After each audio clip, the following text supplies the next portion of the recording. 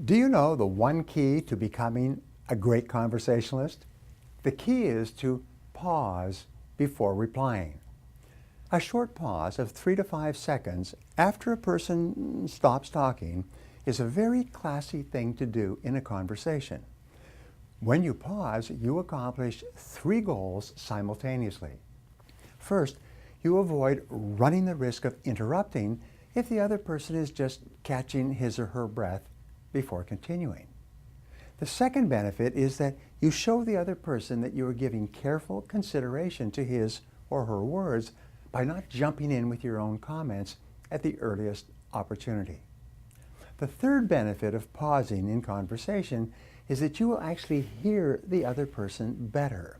His or her words will soak into a deeper level of your mind, and you will understand what he or she is really saying with greater clarity. By pausing, you mark yourself as a brilliant conversationalist. Another way to become a great conversationalist is to question for clarification. Never assume that you understand what the other person is saying or trying to say.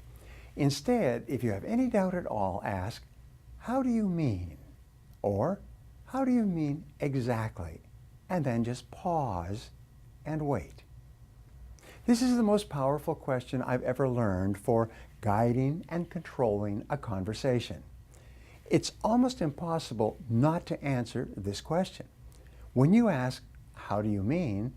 the other person cannot stop himself or herself from answering more extensively.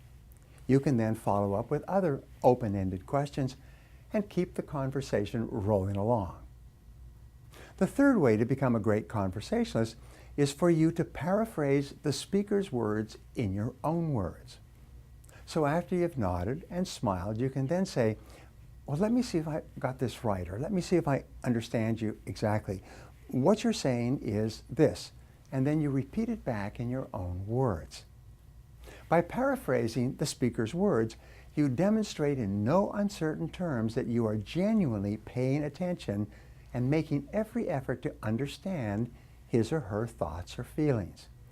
And the wonderful thing is, when you practice effective listening, other people will begin to find you fascinating. They will want to be around you.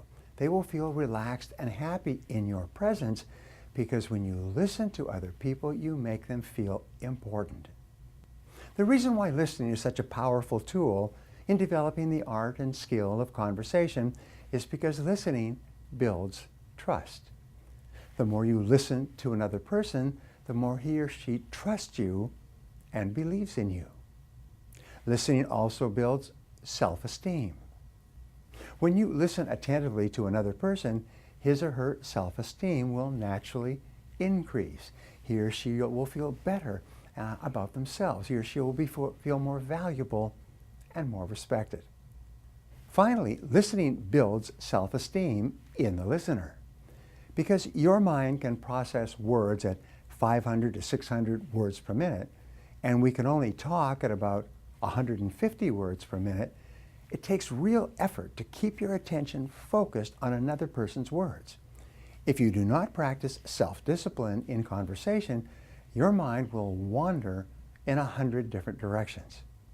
The more you work at paying close attention to what the other person is saying, the more self-disciplined you will become. In other words, by learning to listen well, you actually develop your own character and your own personality.